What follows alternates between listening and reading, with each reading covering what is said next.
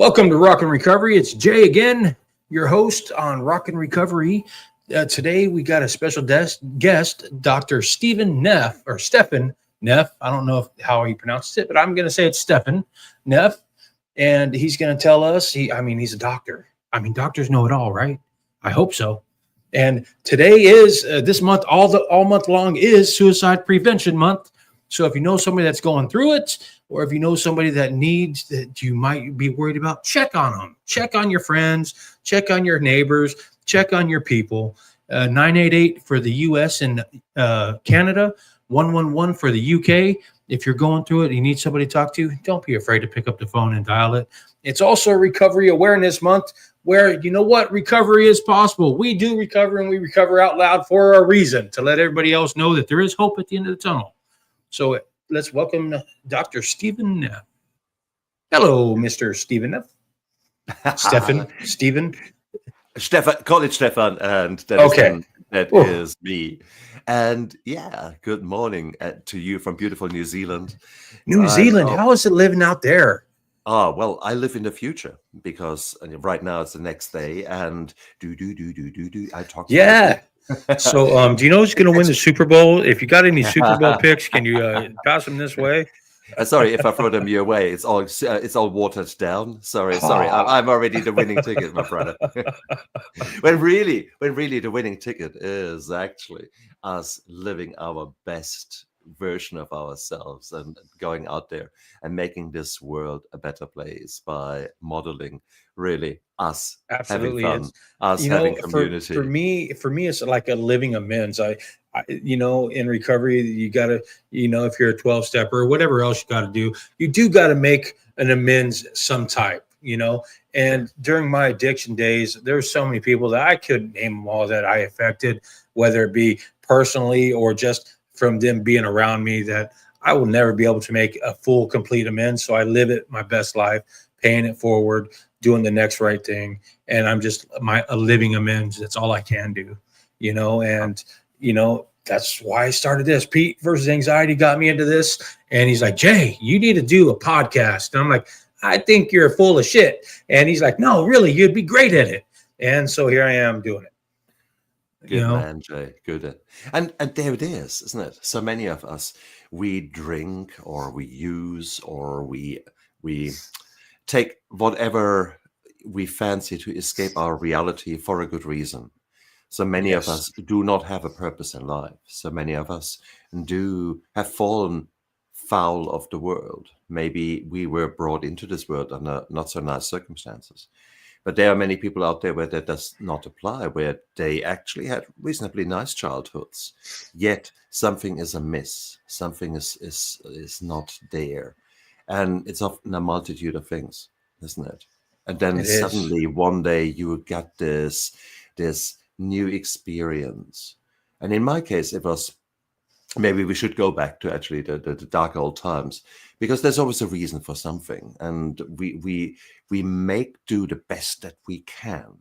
So for me, born on the wrong side of the tracks, not much money around, mum was divorced and working as much as possible, being brought up by a great grandmother, no role models. So whilst it was not an atrocious childhood, it was not an easy childhood, and there was probably a lot of alone time to start off with. But then I was 13, first romantic girlfriend, holding hands. So I was sitting there with her at the tram station in Mannheim in Germany, where I was born, when a gang came out of a bar close by, and they were bored, and they thought, let's just beat this guy up. So there was this gang assault, and it was not nice. I mean, witch assault is nice, but they knocked out my teeth. They threw a knife at me, and the whole assault was actually coming pretty much to a climax when finally the tram arrived, and with that witnesses arrived, and they buggered off. It was a very strange experience for me, because there I was. It started 5 years of darkness, because as a teenager, when you've got no front teeth They don't replace them permanently Oh, because you yeah. get this kind of funky You're artificial still kind of. growing. Yeah. Absolutely. So for 5 years, I didn't love, and there was not much, happening there. And of course, I ended up going to the police. I ended up identifying the ringleader and put him behind bars. And the dude threatened to kill me. 3 years later, after he would come out, he would find me and he would kill me. Now, in my 80s mindset, without a male role model, I thought it's going to be Lethal Weapon, it's going to be Bruce Willis, Die Hard. I'm going to have this fight for life and death. Yeah. So what did I do? I joined the police sports club. Germany, you can do that. You train with the police in martial arts. And I had a very interesting 5 years of essentially school, going to work to earn a bit of money, and then training 4 hours of martial arts with the view of defending my life. So this darkness, this warrior mentality was there and rescued me at that time. And then fast forward 5 years, by now I had gone through school. Because I threw myself so much in martial arts, but also into school, I was best at school. I could choose a university. I went to university to a different town. And then three things happened. A, I realized in the days before the internet, this idiot would never ever find me. Number one. Number two, I found girls. Number three, I found alcohol. And it was beautiful. And I just want to leave you with that one vignette here. I was sitting one Saturday with two new friends from university. I was sitting around a beer garden table, and incredibly romantic. It was summer, big oak tree above me, and it was just a lovely setting, safe setting. Was fun there. And we had, it was lunchtime. I had a stein of beer. So a stein is a liter of beer, of good quality German beer. I had that without breakfast. And suddenly I heard this belly laughter. And I looked around. Who is laughing so loud? And it was me.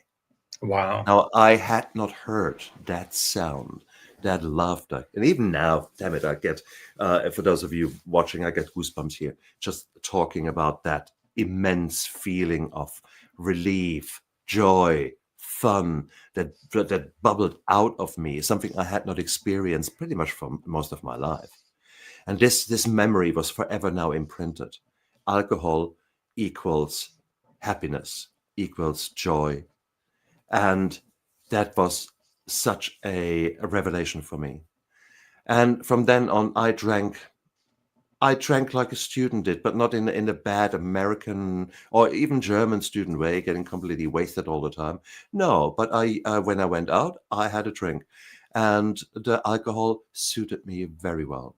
I came out of my shell. It helped my inhibitions. It helped me to be a different persona, a persona I really liked, and a persona that the girls liked. So let's be clear about that. And alcohol gave me actually quite some superpowers. I So it can lowered your inhibitions, so you absolutely. could, yeah. So you deal with people. You could find enjoyment in people. You could be fun Absolutely. again. Yeah. Absolutely. And identify what fun actually is. I started playing the guitar, and whilst I was not very good, and whilst my singing was not very good, once I had 2, 3 drinks, I didn't care.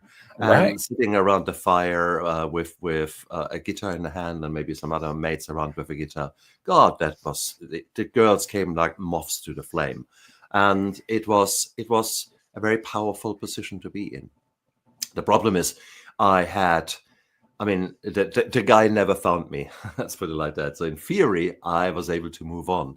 In reality, it would take me another 30 years to recognize how much PTSD there was actually linked to that one situation, and how much maybe also abnormal coping mechanisms, like about half of our population has. I had a lot of fear avoidance.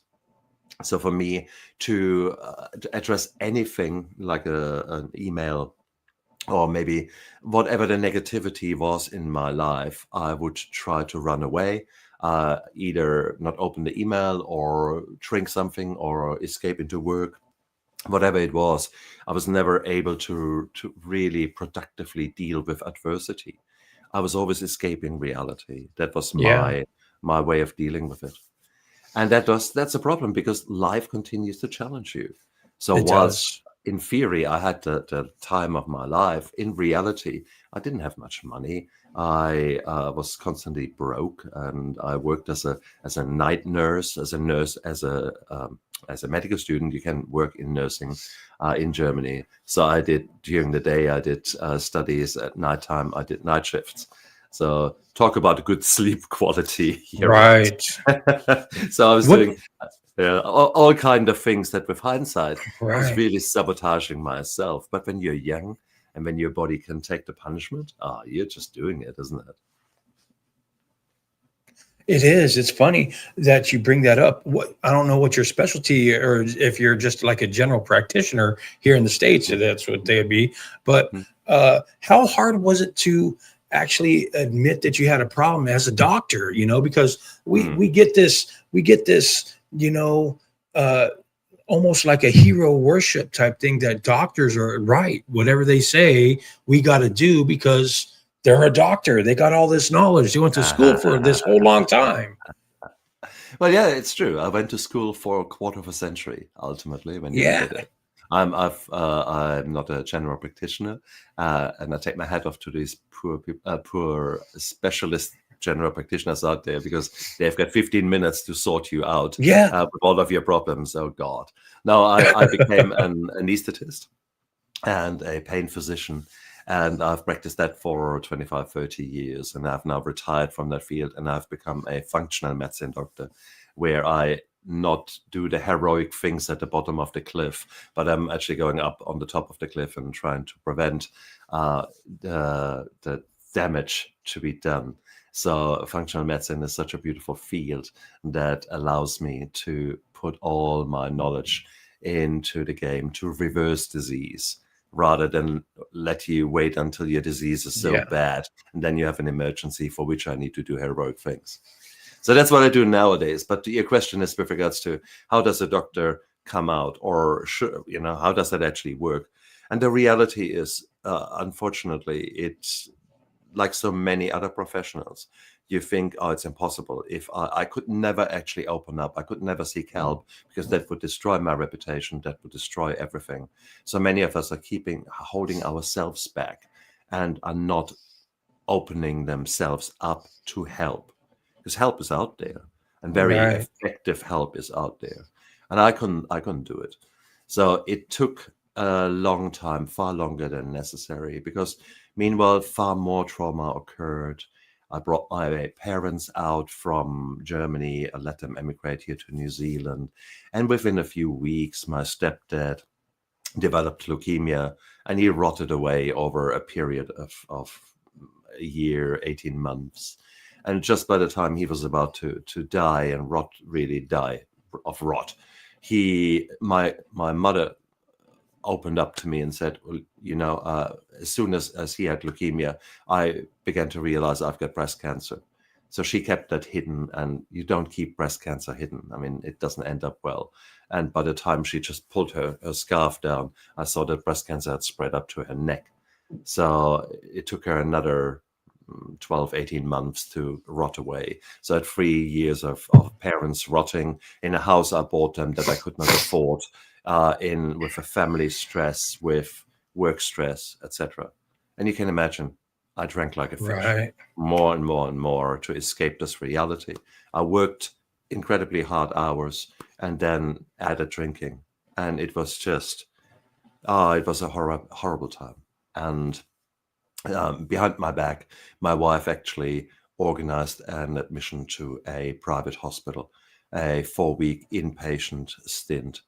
And that was the biggest show of love that I could ever imagine. It was a wonderful, wonderful thing for her to do.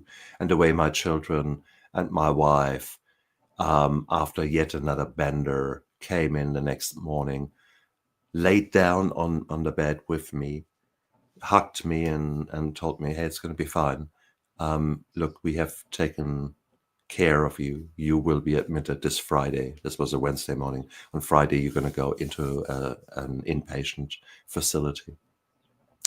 And just them showing me love and not being angry with me of being a failure as a husband, a failure as a whatever kind of labels you had, the constant rowing that is part and parcel of such a life of drinking too much, the constant pressure, the anxiety, as I call it, because you're anxious. And that's one of the reasons you drink. And then you've got a hangover and you're still as anxious and probably more anxious. So you've got anxiety, all those kind of negative things.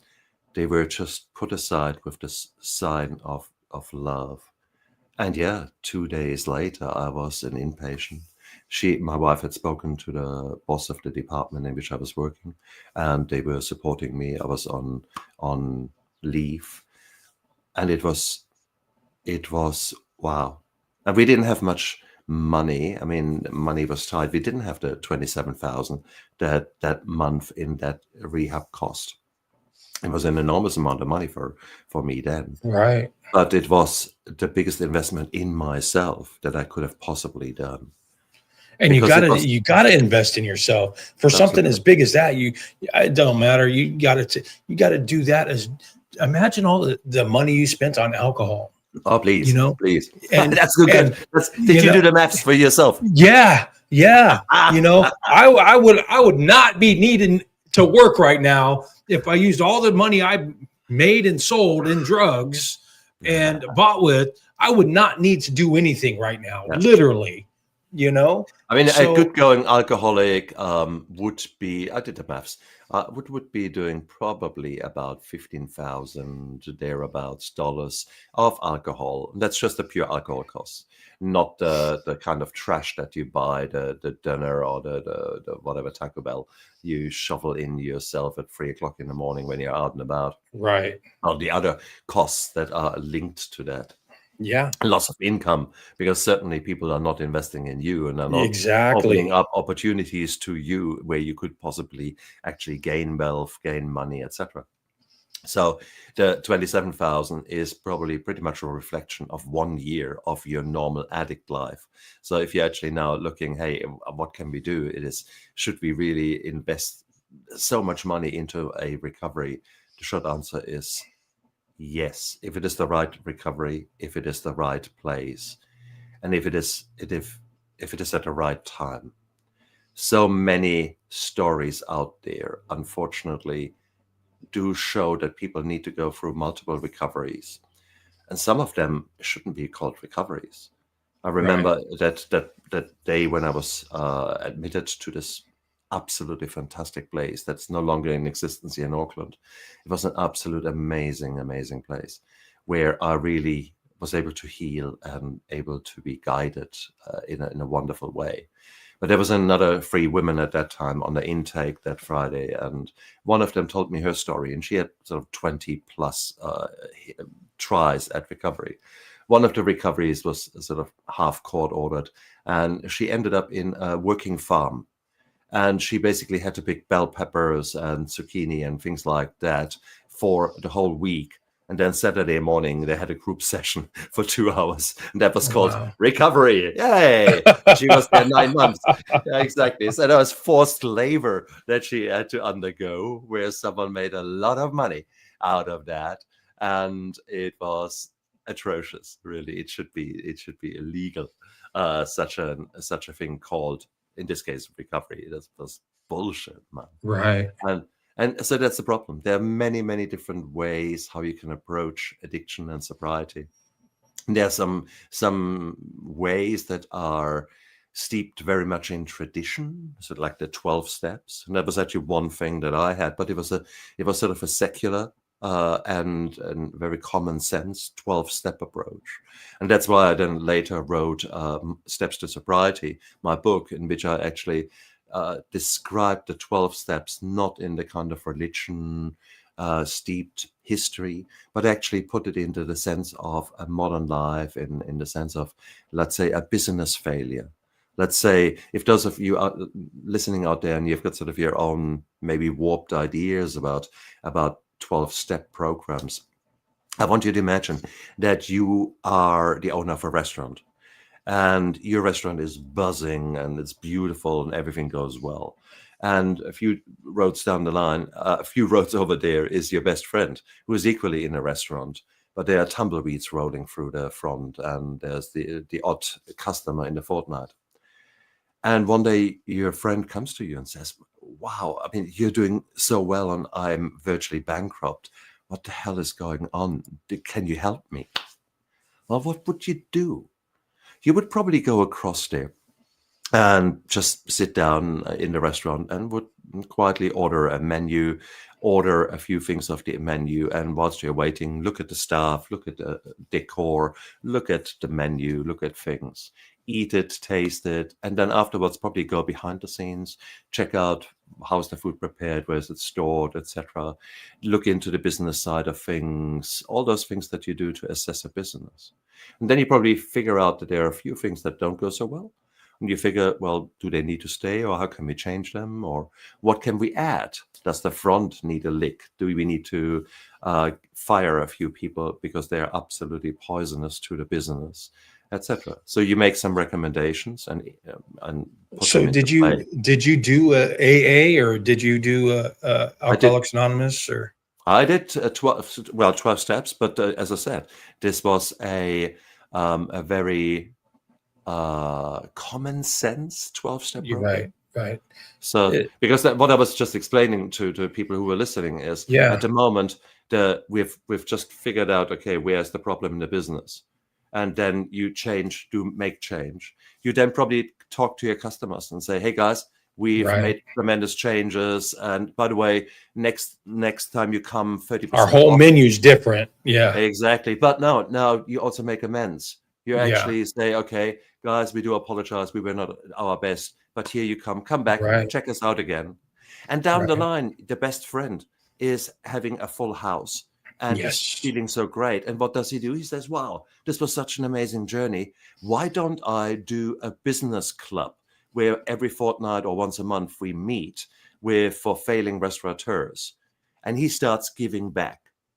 So we've got basically 12 steps there, from him recognizing that he's in trouble to actually going out there asking for help, recognizing that there is help, then doing a deep inventory to actually looking what is happening there, then learning the lessons from it, changing things, making amends, and then continuing with a quality improvement program in their life and giving back. These are the 12 steps. Yeah. So once you explain it like that, it makes a hell of a lot of sense. Once you say, once you bring God in, it is very difficult for many people nowadays. So thank you for letting me explain my little comparison here, because that was so important. Once you have got a system, and AA 12 steps is a system, absolutely, that works. It works for the people that put into it as much as they put the effort into it. They keep coming back. It does work for them, And but there's the big but. AA focuses on sobriety. Yes, and it does not focus really on the real reasons why we drink, why we escape our reality, etc. It is a good system to obtain sobriety, but it is then falling flat, in my opinion, when it comes to actually you figuring out who do you want to be when you grow up. Right. And for that, you need a far more personal development. You need to working through that trauma or that PTSD or whatever, to work through that AA does not help you work through it. It gets you in the sober mindset, so it's easier for you to work through it. Even the most difficult situations are easier because you're clear thinking, you're clear headed now, that you can actually work on them instead of hiding them. And that's a big thing. And Jay, that is so beautifully said. You need to get sober first. You can't aspire to spirituality or whatever there is out there that you put on the pedestal when you're still secretly drinking, when you're still hiding your bottle, when you're still doing all those things that the typical addict does. I mean, in reality, if I want to break the ice with someone, I would say, hey, come on, tell me, where is the best place you have hidden your bottle? And or these little games there, comparison. Hey, what was your worst gamma GT, which is a liver function test to measure how bad the drinking was, etc. There are certain key questions that only an addict recognizes. So there's this like a secret handshake there that we can do. Because take it, I mean, when you are in the midst of addiction, and I take alcohol here, that was my preferred kind of poison. In the morning, you wake up hangover. So you try to hide that you're hangover. Then during the day, you hide that you think about alcohol. Then you try to hide buying the alcohol because you go to different bottle shops. Right. And you don't want to be a regular at some place that a friend might see you there. Absolutely. Or a colleague. Absolutely. Yeah. You hide your car whilst you're buying it. You actually hide then that you're drinking. Yeah. Then you hide that you're drunk. I was a busy man. I was hiding so much. Okay. So, and that is so normal. That is the kind of behavior. And once you actually spell it out to someone, they actually say, yeah, okay, I know. And it's important to realize that, remember, the alcohol gives you something. It's not that you say, oh, this is a wonderful poison. I know I'm now destroying my liver. Give it to me. Right. No, there's a reason, because you're full of fear, you're full of PTSD, you're full of trauma, you're full of many other reasons. And as a functional medicine practitioner, I mean, we look at those root causes, why you are addicted and what can we do about it. Now, I want to say that there is a genetic predisposition. There are some genes that maybe can be there. And often enough, I hear stories that where I say, oh yeah, my dad drank far too much, my mom drank far too much, and my granddad, etc. Was it like that with you? Did you grow up with that in your house, or were you just aware, or just really, because of the trauma that you suffered as a teen? It's like, I can forget that way.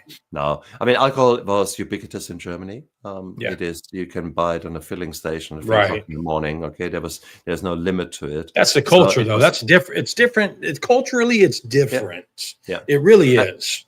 And I think I wouldn't say that there's a strong line of alcoholism there. There's a strong line of trauma there.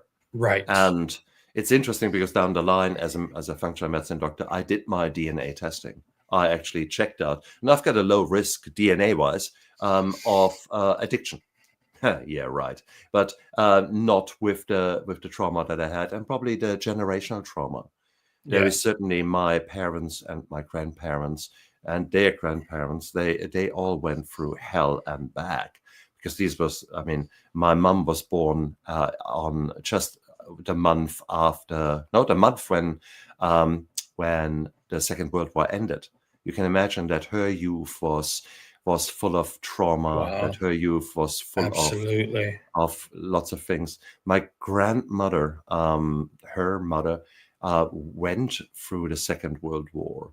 Now, it turns out she was actually a resistance fighter. So she was a woman who did her best, but ultimately she ended up drinking far too much and ended up with her own demons and at an early grave.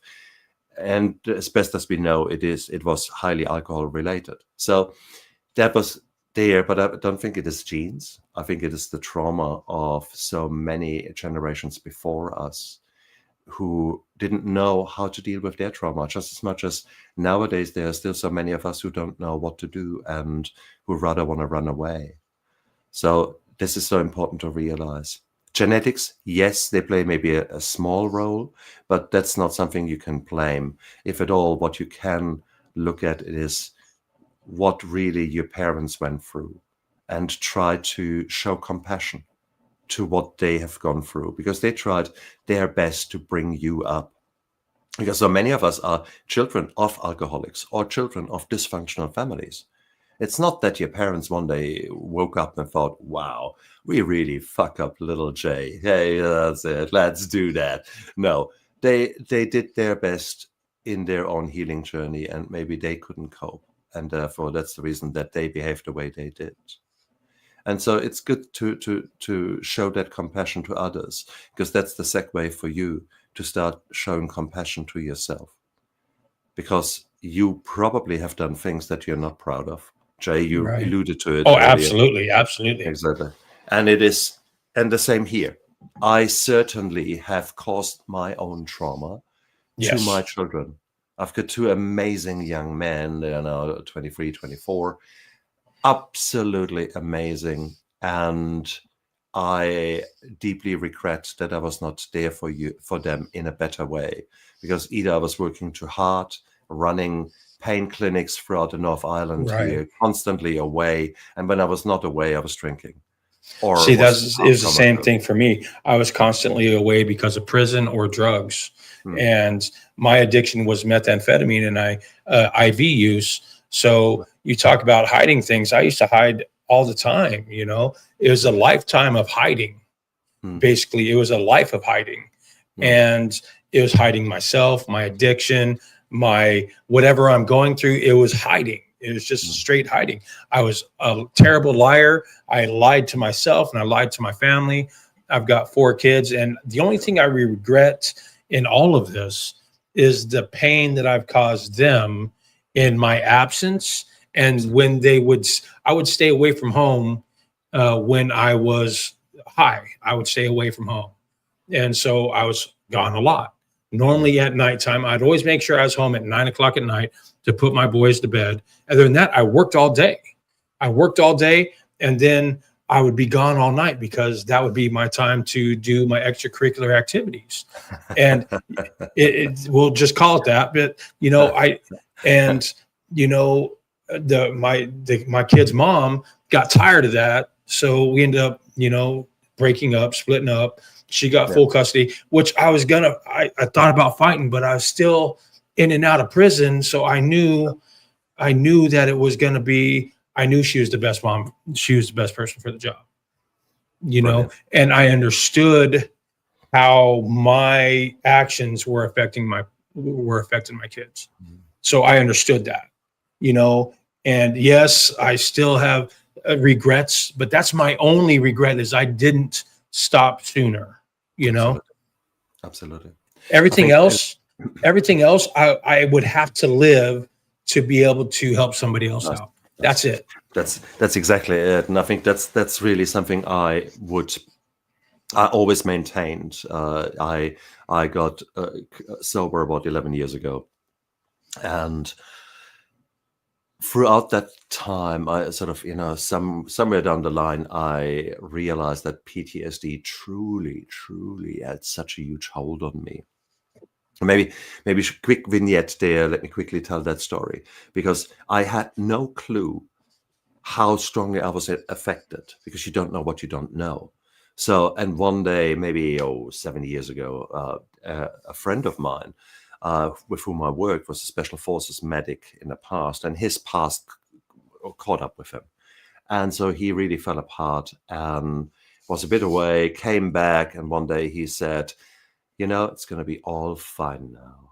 You don't need to worry anymore. And I thought, oh shit, is he doing the wrong thing? Permanent solution for temporary problems. Mm-hmm. And I said, what do you mean? I said, no, I've seen this woman, and she's going to help me, and you will see I'm going to be a very different man soon.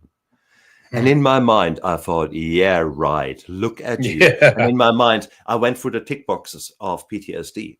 And I said, tick, tick, tick, tick, tick, tick, tick. And as I did that with him, I realized I'm describing myself. Right. And that was a shock to my system, because I scored a full house in all the signs and symptoms of PTSD. And I thought, what the hell? And I kept that to myself, observed him, and within 2 weeks, he was a new man. Back to his old, jovial, beautiful self that he was. And I said, okay, who did you see? And I need to figure that out. And it was a hypnotherapist he saw. And this lady did miracles on me within 3 sessions of asking the right questions, prompting my brain to ask the right questions to myself, and then 3 hypnotherapy sessions. She reduced she uncoupled the physical reactions of me now from the memories of the past. And my symptoms reduced at least 70%. And then later on, I wrote a book chapter for another book in which I called PTSD is My Superpower. And that, again, looking at that from a storytelling point of view, that reduced it another 20%. So I didn't know that I was affected by PTSD.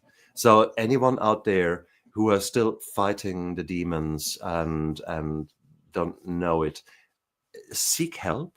Talk to people who know what they are doing, because there might very well be breakthroughs waiting to happen to you tomorrow during that one discussion where suddenly everything falls in place and you realize, I didn't figure that out. So when we're talking about root causes, sometimes we don't know why we are drinking. You just know that you just must escape and you can't put your fingers on.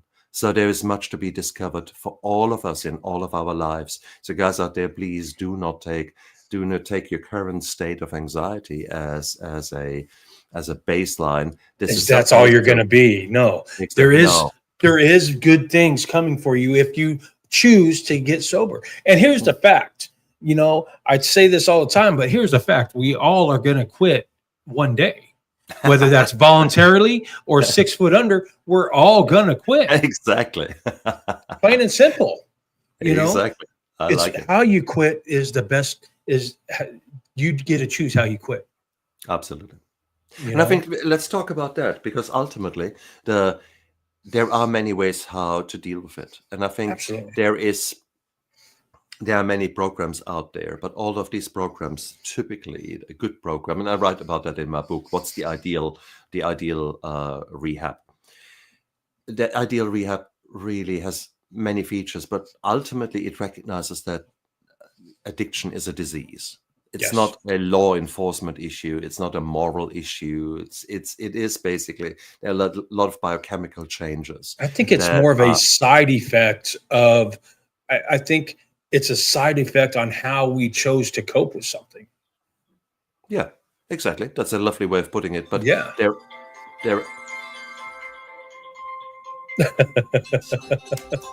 Oh, you're good. You're fine. I'm so sorry, brother.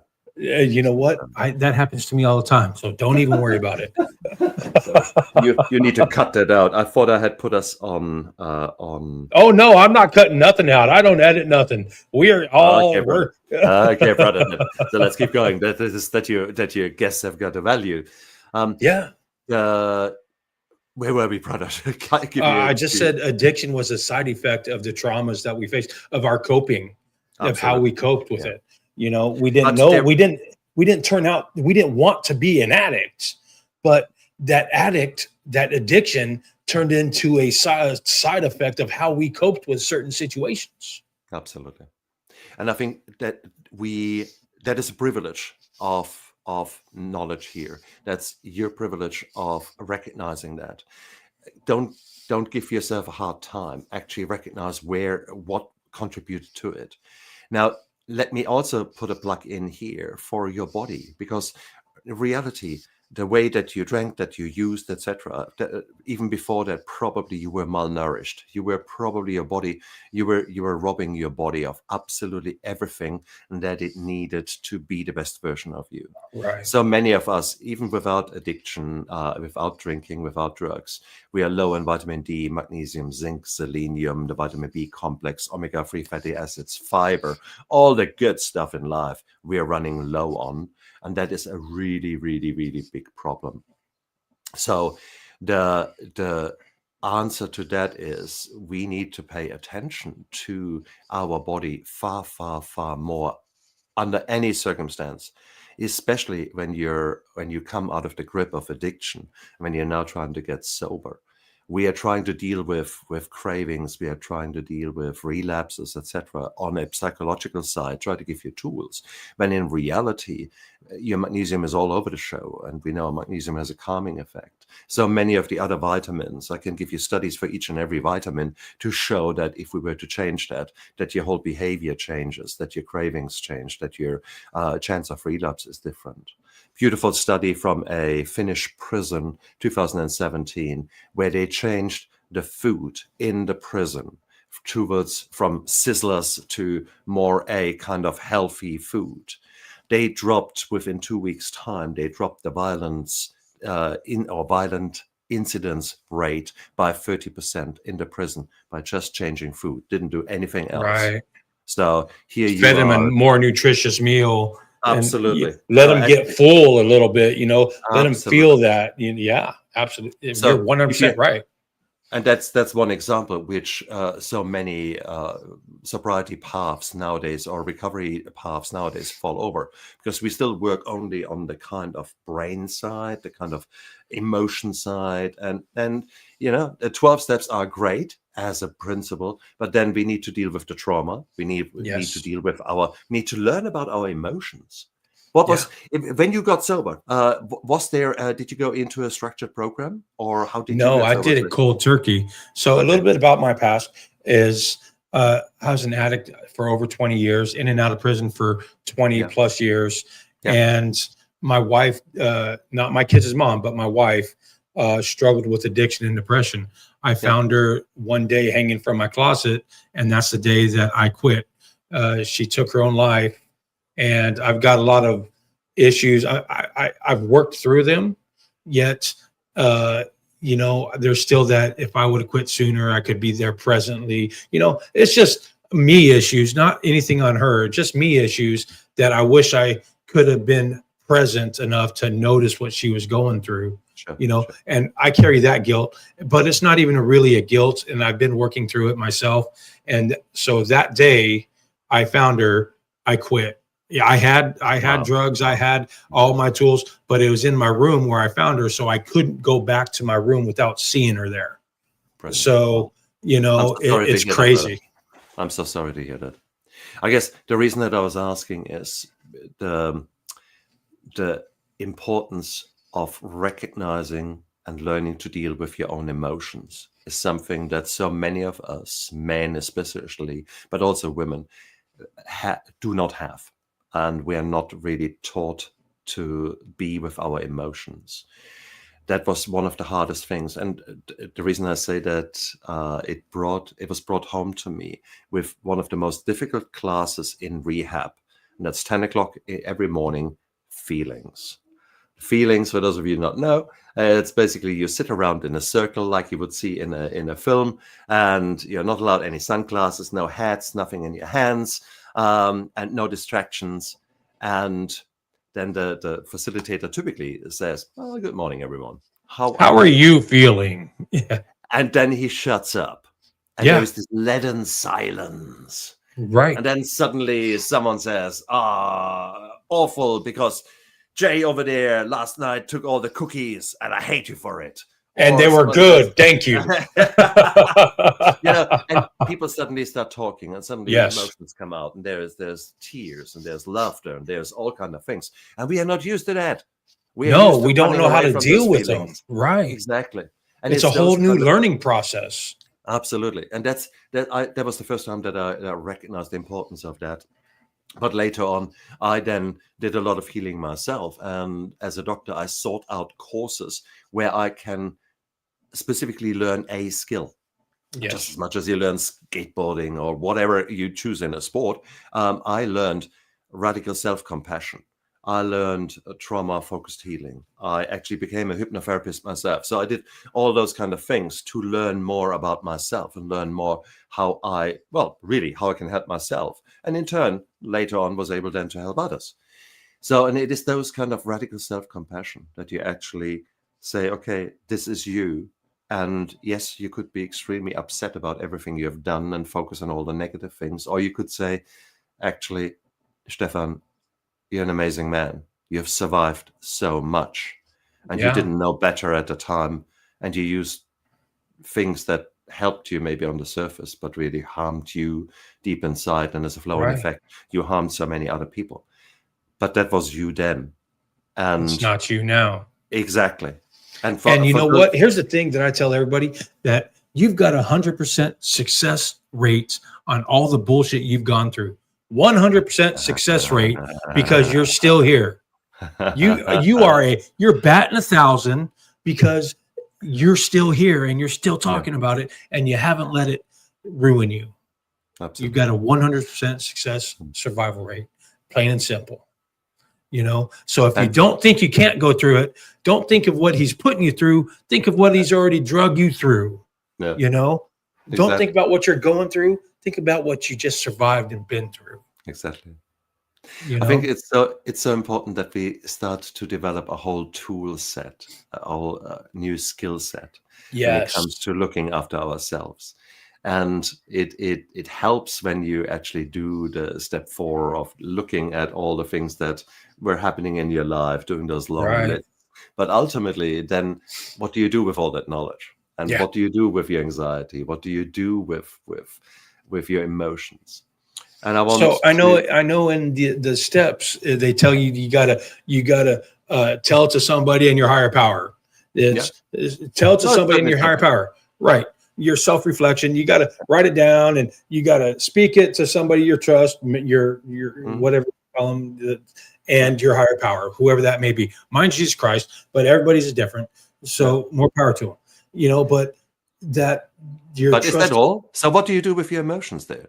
So here you exactly. are, eaten by shame and guilt, and Yes. you're now actually spelling it out to someone else. Okay, that Mm-hmm. makes it a bit easier. In all fairness, that it Yep. is a good start. But what do you do with your shame and guilt? Yep. What do you do with it? And I want to, Yeah.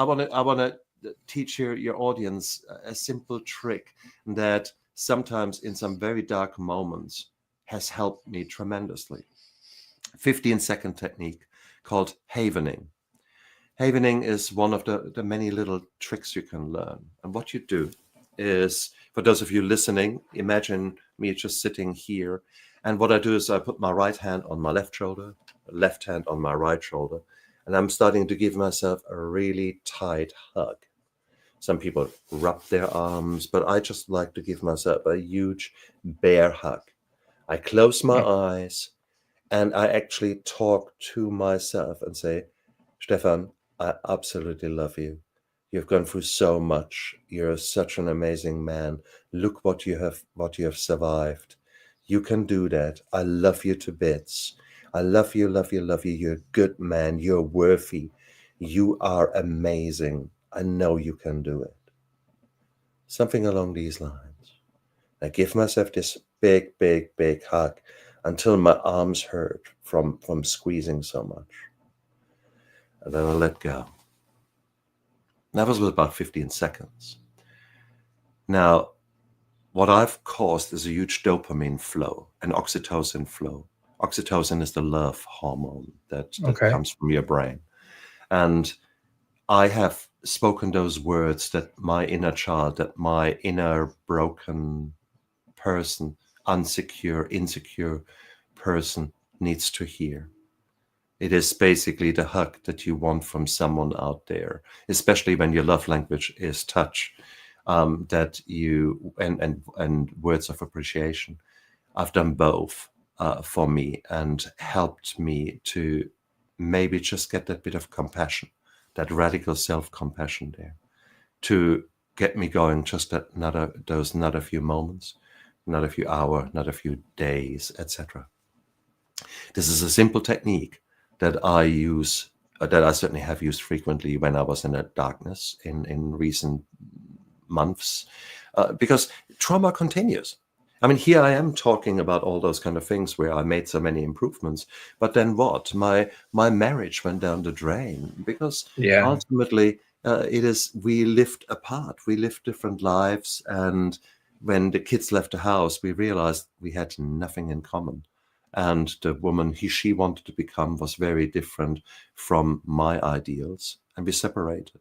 And with a nasty divorce comes typically more trauma, and that was exactly what happened with me. So here I am, coming from a very lovely lifestyle towards now a rented small apartment that looks more like, a bit Harry Potter kind of style under the cupboard underneath the stairs. It is that is the extreme comparison, the fall from great heights that I've experienced recently. Now that is hard to take, but had I not done all that work, had I not grown, had I not developed myself spiritually, emotionally, physically, my Emotional intelligence. absolutely, but also spiritual intelligence. I Yes. have done a lot of work on growth there. Now, Jesus Christ hasn't touched my life, but I have I have gone into different forms of spirituality Right. that helped me understand life in a bigger sense. So I made Yes. peace with a lot of things. My body is very different. You, with all the abuse you've given your body, Yeah. you need to heal. But as a functional medicine doctor, I put all the right steps in there, and I've reversed many diseases and many conditions that I was building up towards having. I reversed all that. So I'm a very healthy man now. I'm 59, but I'm actually stronger in the body than I probably was the last 30 years, even maybe 40 years. So I am coming to a prime, and I'm working towards that prime. So whilst Yes. 59, you would think, oh, well, retirement, etc. Bullshit. Now I've got another 40, 50 years to go that I want to live with to the fullest. Absolutely. And I think that is, again, what I want to say to everyone out there. Your past does not equal the future. I should officially have my, whatever, fifth heart attack if I go by my biological father's journey. My biological father, he died very early Yeah. because of the way he lived, due to circumstances. Born Yeah. 1926, he was. So he lived Second World War. He Yeah. drank like a fish, smoked. Right. He He acted. did all the things in that time and era that were acceptable and expected almost. Exactly. So, and he paid the price for it. I reversed everything in the last 11 years, and my coronary arteries are clean like a whistle. That's So awesome. that shouldn't be the case. But I'm proof that functional The medicine body does allows heal you, itself. absolutely, if you give it what it needs, and if you deal with the trauma, The if you nourishment, the care. Yeah.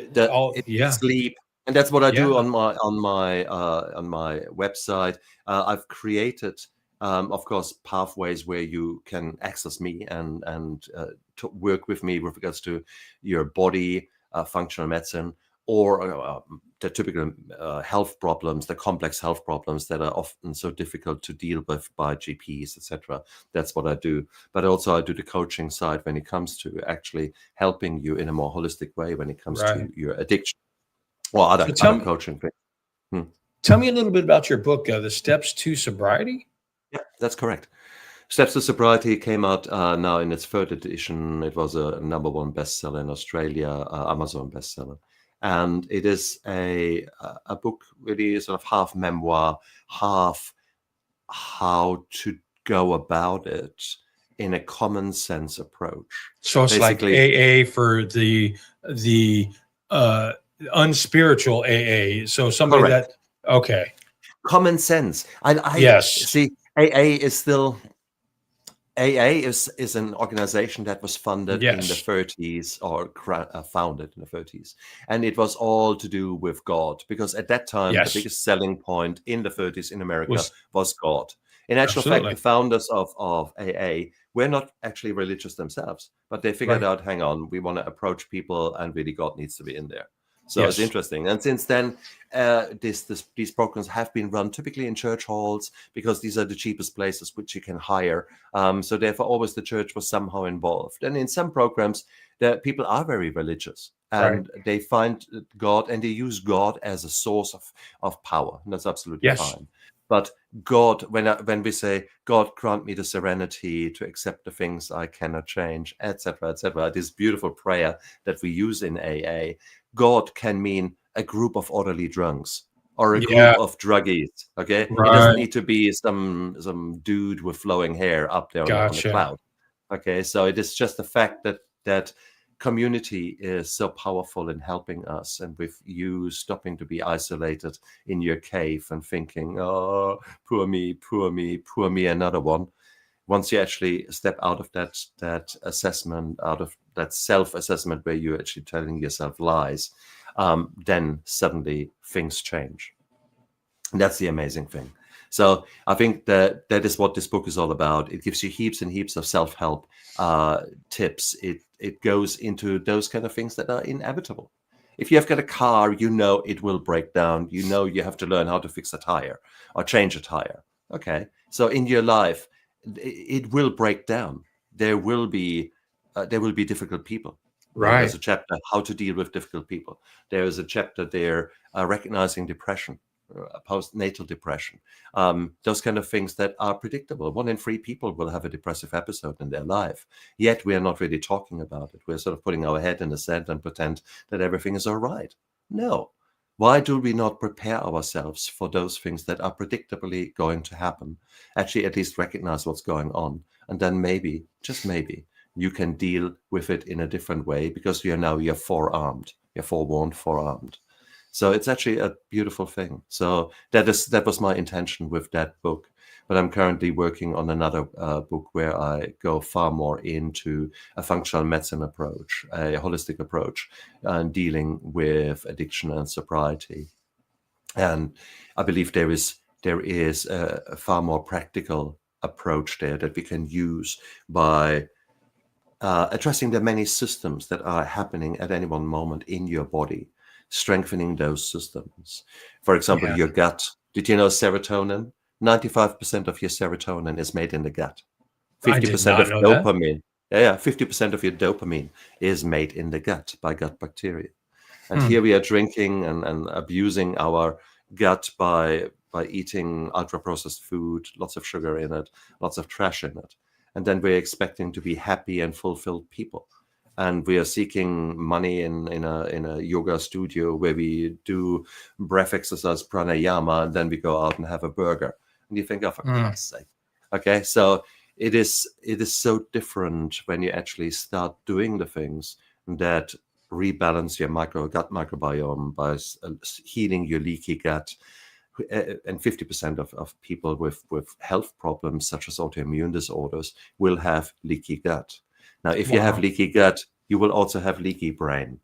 So the poisons that are coming in from the gut into the bloodstream will affect the way your brain defends itself. And now that there are no more defenses there, all these poisons, and it's actually also a very poisonous environment in which we are living, from microplastics to mycotoxins, etc. They all can now affect the brain. And here you're thinking, wow, I'm in control of my brain. Well, no, you're not, because ultimately all those poisons and all those things are messing with your head.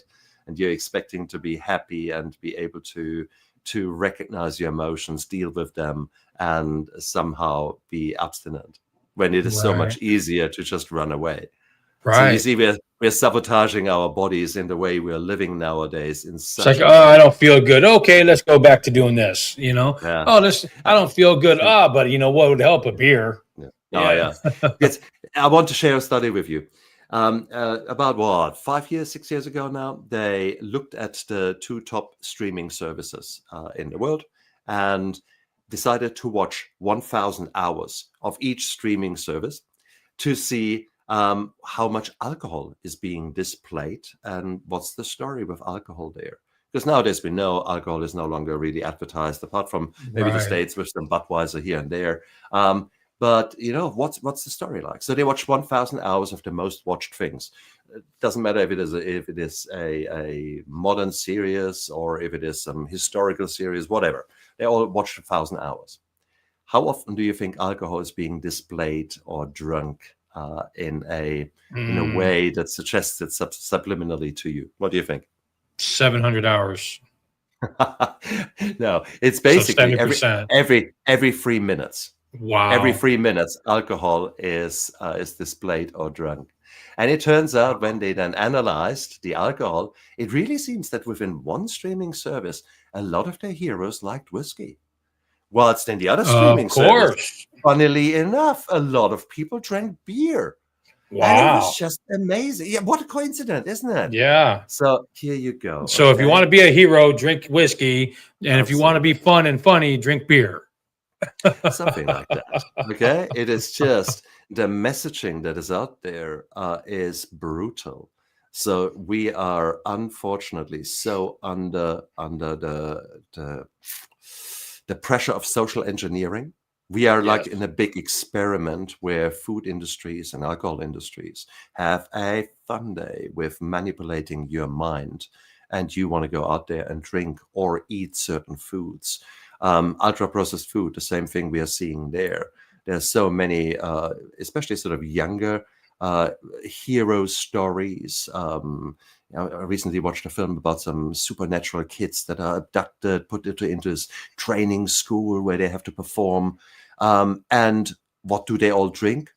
It's the Monster, the kind of power drinks, and they've got the vending machines everywhere. And if Yeah. they do well, they get the vending machine, the trash food kind of. And you Right. think, oh my God, oh Yeah. my There's God. a And that lot is of all, energy drinks now, and I it's know. not healthy Oh, things for you. not at all, not at all. Sugar is as Mm. addictive as cocaine. So, It's actually, and I know, I read a study that sugar is the hardest substance to get off of because it's mm, in processed sugar. Processed sugar is the yeah, hardest substance to get off of because it's in everything. absolutely. There are about 60 plus different names for the sugars that we are using in our food. Anything that ends with os. Very good. Well, good. You've done your homework, brother. I like that. Yeah. And Yeah. that's so important that we're actually addressing that, because what did I do? Despite the fact that we talked about cross addiction in my rehab program, as soon as I stopped drinking, I bought gummy bears, gummy snakes, Oh left, right, and center. my So I God. was, Let's I was not go to the gummies because okay. that was, Here we are. See, we've yeah. straight from one addiction to the other, Yeah. and I think it's Gummies. only. Oh, I know it's down the line that we again paid a price, because my yeah. weight, for example, ballooned again. Right. And with that, created new disease in my body or new complications. But then again, we have got the power to learn. It's not stuff that is hidden and by a cult who does not give you that information. All that information is out there. So if you want to get to address the sugars and the ultra processed food out there, many courses out there. I've got a free 5-day sugar detox on my website. I've got a 7-day sleep reset on my website. So I've created courses that allow you to address some of the root causes of you feeling crap in a very easy way. They're free because I believe let's actually create value. Let's actually help you to get traction and get you're moving forward. And then we can go towards the more restorative kind of things, towards And the what coaching for website a is better that? future. That's nefinspiration.com. So Nefinspiration, Nefinspiration.com. yeah, or Awesome. neffunctionalmedicine.com. Nef is Okay. Neff, and then functional medicine. So there are 3 F's in Nef Functional Medicine and Nefinspiration, nefinspiration.com. That's one thing. Yeah, I should have thought about it. I should have put a hyphen in there. But no, there's 3 of them in there. But go to That is awesome. I think it's unique. nefinspiration.com. Yeah, Go there, absolutely. and because you've got options, and I think You that is do. so important. You are so empowered in nowadays world. Now, empowered to make choice. Now you can make the choice of, let me just scroll through Facebook and Instagram Right. and get your own bloody doomsday scrolling going. Doomsday scrolling. Let's go. Yeah. Or Or you you can could do actually something say, positive. ta-da, you Yeah. say it. So I Yeah. think, guys, you've got choices. And every moment you can make a different choice. You can choose to come onto a podcast like that and actually Yes. be open and honest. And that is so beautiful, Jay. You're empowering people. You're going out there to make this world a better place by sharing all those insights. And that is so beautiful. That is the community. That is the Yes. connection. The opposite to addiction is connection. Connection. And I think Yeah. so. It's so beautiful. So thank you, Jay, for putting this platform out there. But Thank you for being on it. I mean, hell there yeah. needs to be more of it. Isn't it? But we need to have these discussions around the table, around the dinner table, to actually be around the dinner table, to start off the old Right. habits again. Sit down for dinner with the family, turn off the electronics, and just enjoy a meal. Exactly. If there was more of that now, there would be a lot less other things. I won't even go into that. A lot less other things. Yes, you're right. We have got the choice every day to make ourselves the best versions of ourselves. And so many of us do not take this opportunity. And then we are upset down the line when we are 70, 80, and no one visits us. No one wants to be with us because we have been idiots, selfish, whatsoever. We have got our diabetes. We have got our man-made diseases that we could have easily prevented. or in the early stages, completely reversed. Type 2 diabetes is a very reversible disease. You not have to live with it. Alzheimer's, many forms of it are actually reversible diseases, at least in the early stages. There's not something that suddenly is there. Oh my God, how did I get to that? Well, you worked hard 20 years with your bad habits to get to this point. To get there, yeah. And, it's like, for me, changing the way I think and changing myself is going to be a process, because for 20 plus years, I was this addict asshole. Now I'm still learning. Now I get sober and I'm learning myself, and, I got to forget what I already know and then relearn a new way. And it's crazy that, because it takes time. So anybody out there that's thinking that it just happens overnight, it doesn't. It takes effort. It takes time. It takes work. Anything worth it takes work. I love that. I absolutely love that. And you don't know how much. Imagine for a moment, though, you are dropped in the ocean, and you are not sure where to swim, but you swim as crazy as mad. So that's a lot of work. You put in a lot of work, but you don't have a compass. You don't have a direction. You don't know where to go. And that's so hard. And that's many of us. We are trying to somehow do something, and we're going to get an idea from an influencer here. And then 6 months later, we get an idea from someone else. And maybe some friend tells you about a new diet. Then you try that, and you work really, really hard, but in a non-structured way. And that is, I think, what so many of us do. And we are not getting anywhere. We are surprised about that. When really, immediate gratification, that instant gratification that we all want. All of us want it now. If I want it, I want it now. And if we don't see the results right away, or if we don't see a positive effect or even a negative effect, we don't know, because you know what? I don't want to put all this time and effort and energy into something that's not going to work. Well, exactly. That's kind of reverse thinking. But that's where a coach comes in, or a recovery program comes in. Yes. And sooner or later, you need to ask yourself, well, okay, who do you want to be when you grow up? And yes, stop. Okay, the past has happened. Let's just accept it for what it is. But now let's look forward. A year from now, who do you want to be? And not just a dream. I want to be healthy. I want to be sober. No, stuff that. Give me exactly your definition of that. What do you mean? Be healthy. Does it mean what? That you can do sport? Yeah. I want to do sport. Cool. What do you want to do?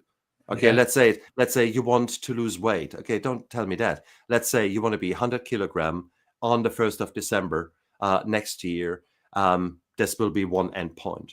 Or we're going to say, I want to be healthy. Well, okay, let's look at your liver function tests. Fine. And you want to have normal liver function tests in a year's time. Cool. What do we need to do? Your leaky gut, you want to deal with that. Your leaky relationship. Okay, what do we need to do? So put an endpoint to it, and then reverse engineer from there. And that's where you need a coach, because ultimately you don't know what you don't know. And you need a team of people around you. And this team will change. Maybe initially you need a nutritionist because your diet is so shit that you really need to work on that. You might need someone who's really a trauma-informed counselor, because there's been so much trauma that keeps holding you back. There might be your medical problems need addressing. You might need a functional medicine doctor like me.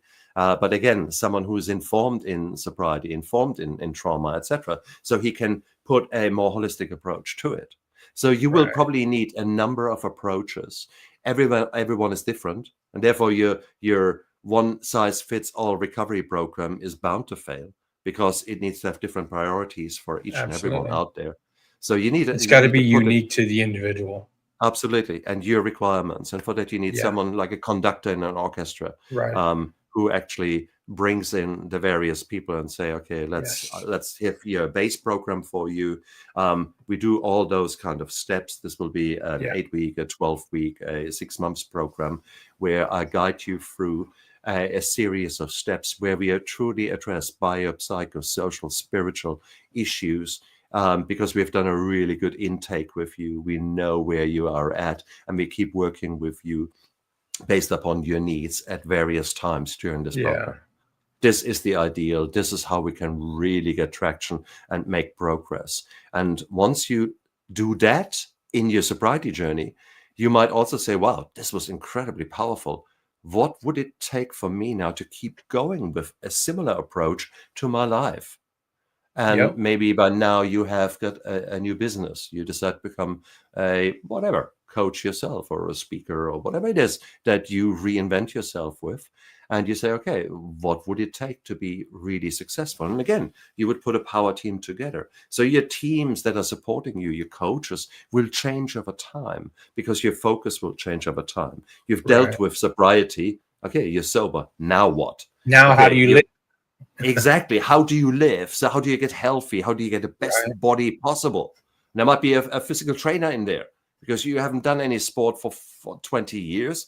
And the next Right. thing you do is you're going to injure yourself in the gym because you think you're still 20 and lifting stupid weights in a way that you're not used to. So it's silly. So therefore, there will be different requirements for you. And that's what a good program will need to have.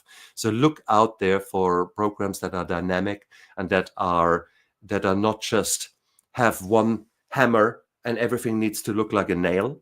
So Absolutely. therefore, look at what are your requirements.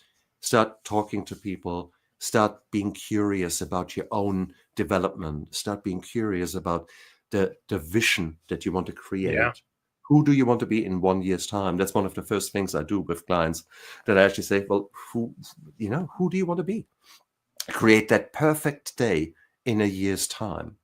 And then we reverse engineer and say, okay, fine. In order to have that day, we need those and those and those things. So how can we achieve that in your life?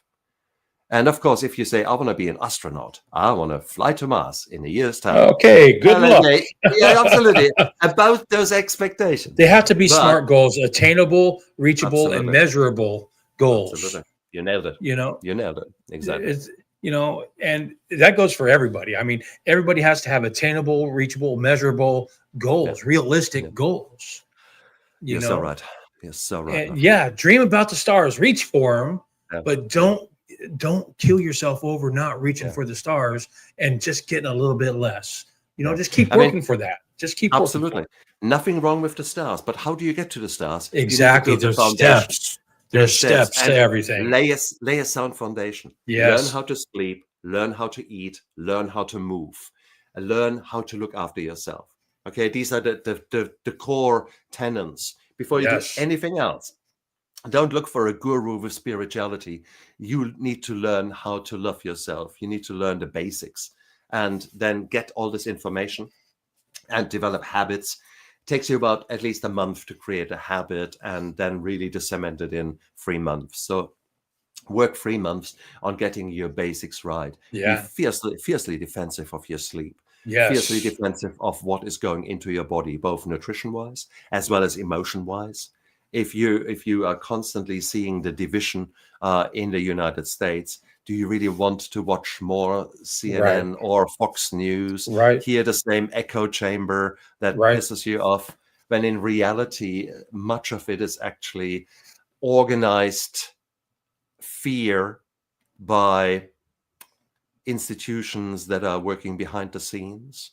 Yeah. And if you actually really want to go out there and live your life to the fullest, maybe you can do some volunteering in a crew Right. where there is community. Now, if this could be AA, this could be Rotary, there could be Lions, there could be whatever it is, a church Whatever it group. is. That's Find right. your So people. Find your people. absolutely. And you will not get it right. So the first time you try and get out of your shell, you think, oh my God, what a bunch of losers. And that's okay. Fair enough. You tried one thing, Yeah. didn't work for you. Find the next one. Find the next Yeah. one. Try the next one. And suddenly you find a group of people who are absolutely cool. And so many, I mean, especially if you live in a larger town, you will be amazed how many AA meetings there are, or how many other meetings there are. There's so many other approaches to sobriety. There are I'm lacking now the words. There are so many movements. There are specific movements for women because they Right. have their own requirements in a certain way. I've had one of my namesakes on my show, Stephen Nef. Now, this Stefan writes himself with an F. I'm a PH, and Yeah. he is in Canada, and he is running his system over there, which is completely different to AA, a completely different approach, which is more a personal growth approach. Personal growth approach. Exactly. Yeah. So there are different styles of recovery programs out there. Find the one that works for you. Absolutely. That's all you got to do is find the program that you're most comfortable with, that you can relate to, that works for you, and get comfortable. Get comfortable in that place. Be able to and start being open and honest and brutally honest if you have to, but with yourself, you know. Maybe so we talked about that part of us, but sometimes it's so hard for people to start. So for those of you who have listened so far to us and don't know where shall I start, I mean, how do I put this team together? Go to your GP and actually be open and honest with your GP, with your family physician, and say, hey, look, I think I'm drinking too much. I think my life is getting out of control, or has already gotten out of control. I'm using this and this and that and that. Your GP is actually there to bat for you. He is there to guide you. And he typically has access to resources that we don't even know about. I know. Thank you. That's so important, because it doesn't need to be $27,000. There might be free resources there that maybe don't have all the bells and whistles that I have experienced, but that are a great starting point and for you to seek help. So don't let anything in your mind that tries to convince you, oh, no, I don't have the money. If I go to my GP, everyone will find out and I will lose respect. Everything that your mind tells you not to do, why you shouldn't do that, is typically an excuse, and it's typically something that is born out of fear and out of just your wrong, warped core beliefs. No. Do you really think when you're drinking like a fish that no one notices? Come on. They all know. Exactly. Or when you're during the first beginning of work, I know. We all know this. Therefore, you're not alone unless you choose to be. You're worth it to be the best you possible, and you are enough. Yeah. Don't ever forget that. Are always going to be enough. And on that, Dr. Stefan, that's our show today. I'm glad you accepted my invitation and were able to be up here. I really do appreciate it. You're a true inspiration. All the shit that you've gone through, just like I am, you know, you are too. You inspire me to do better, inspire me to take the next right steps. And that's all we're trying to do is let everybody know that there is light at the end of the tunnel, that there is hope, that you can do it also. We do recover. We recover together out loud, because we don't want to see you go through the same shit that we did. Absolutely. And Jay, that's Rock and Recovery. Thank you, Dr. Stephen Nef. I hope to hear more from you in the future. You're doing amazing. I really appreciate it. Thank you, brother. Sending you lots of love. And you guys out there, look after yourself and live with intention. Absolutely. That's Rock and Recovery. Till next time. Bye.